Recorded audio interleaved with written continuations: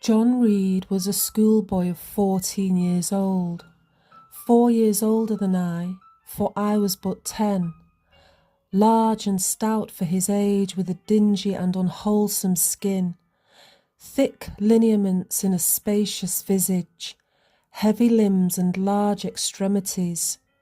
He gorged himself habitually at table, which made him bilious, and gave him a dim and bleared eye and flabby cheeks. He ought now to have been at school, but his mamma had taken him home for a month or two on account of his delicate health.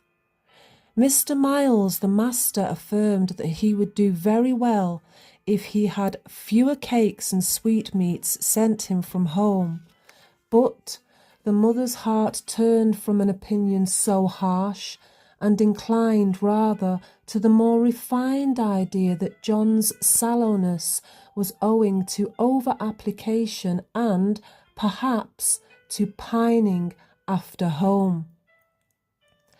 John had not much affection for his mother and sisters and an antipathy for me.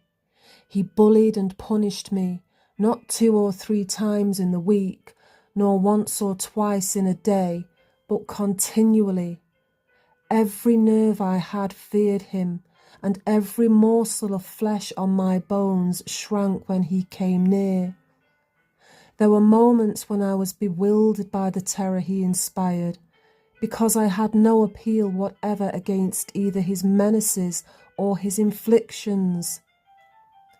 The servants did not like to offend their young master by taking my part against him, and Mrs. Reed was blind and deaf on the subject. She never saw him strike or heard him abuse me, though he did both now and then in her very presence. More frequently, however, behind her back. Habitually obedient to John, I came up to his chair. He spent some 3 minutes in thrusting out his tongue at me as far as he could without damaging the roots.